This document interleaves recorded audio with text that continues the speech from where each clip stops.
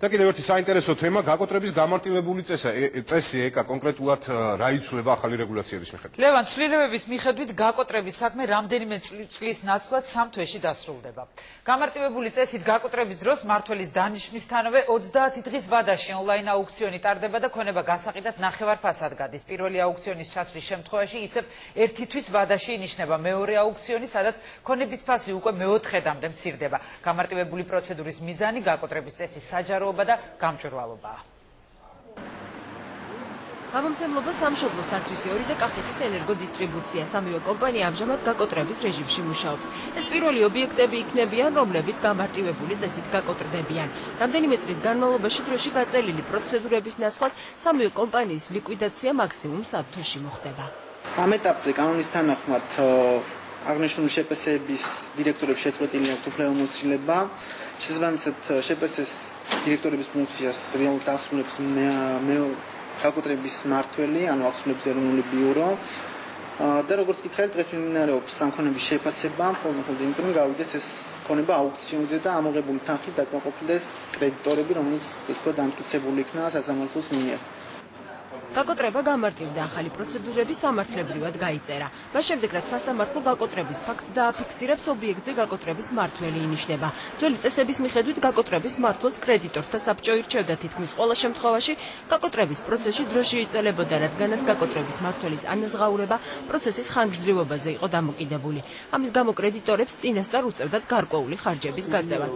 ცვლილების შემდეგ კი გაკოტრების მმართველად ახსრულების ეროვნული ბიურო ინიშნება, რომელიც მომსახურების საფასურს მხოლოდ ქონების რეალიზაციის შემდეგ მიიღებს. გაწერილია ტარიფებიც მომსახურების თანხა ქონების ღირებულების 7% შეადგენს, რომელიც არ უნდა იყოს 5,000-ზე ნაკლები და არ უნდა აღემატებოდეს 100,000. აღარ უნდა იყოს გადახდისუნაროდ ესე რომ ვთქვათ ბუნდოვანი და წლებისში გაჭიმული საქმეები. ჩვენ შეგვიძლია ახსოვს ამას თავაზობს, რომ სწრაფად და საკმაოდ დაბალი ესე რომ ვთქვათ ხარჯების გარეშე წინასწარ ყოველგვარი ხარჯის გარეშე განახორციელოს ეს ფუნქცია და სწრაფად მოხდეს კომპანიის ლიკვიდაცია. განთავსდება ყველა ის ლოტები, რომლებიც ასე ვთქვათ გაკოტრების პროცედურას ეხება და გაკოტრების მმართველის დანიშვნიდან 1 თვის შემდეგ პირველი აუქციონი იმართება. აუქციონს ახსრულების ეროვნული ბიურო ატარებს. გასაყიდი ობიექტის შესახებ ინფორმაცია ოფიციალურ ვებგვერდზე განთავსდება და ნებისმიერ მსურველს შესაძლებლობა ექნება ელექტრონულ აუქციონში მონაწილეობა მიიღოს. პირველივე აუქციონზე ქონება ნახევარ-ფასად გავა. თუ მსურველი არ გამოჩნდა 1 თვის შემდეგ ინიშნება მეორე აუქციონი, რომელზეც ქონება უკვე მე-4 გადის. თუ არც ამჯერად გამოჩნდა მსურველი ქონება პირდაპირ კრედიტორებს გადაეცემათ. საბოლოო ჯამში დავა, რომელსაც რამდენიმე წელი სჭირდებოდა 3 თვეში სრულდება.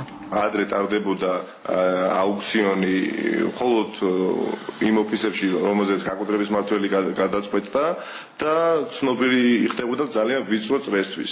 დღეს ეს ყველაფერი ხდება საზოგადოებისთვის გაცილებით უფრო ცნობილი, ქვეყნდება არაერთ საიტზე, ქვეყნდება სხვადასხვა ასე ვთქვათ გაზეთებში. და ეს არის კიდევ ერთი დამატებითი გარანტია, რომ კრედიტორი დაკმაყოფილდება მისი მოთხოვნით, ანუ ამოვა თანხა უფრო მეტი. გაკოტრების გამარტივებიდან, ანუ 1 აგვისტოდან დღემდე ახსრულების ეროვნულ ბიუროს 6 ობიექტის საქმე გადაეცა. აქედან 3 ამ დროისთვის უკვე გაკოტრების რეჟიმში მუშაობს. პირველი აუქციონი ნოემბრის შუა რიცხვებში გაიმართება. რომელი იქნება პირველი კომპანია გამომცემლობა სამშობლოს სართვის 2 თუ კახეთის ენერგოდისტრიბუცია, რომლის ლიკვიდაციაც აუქციონზე ახალი წესით მოხდება, ჯერჯერობით უცნობია.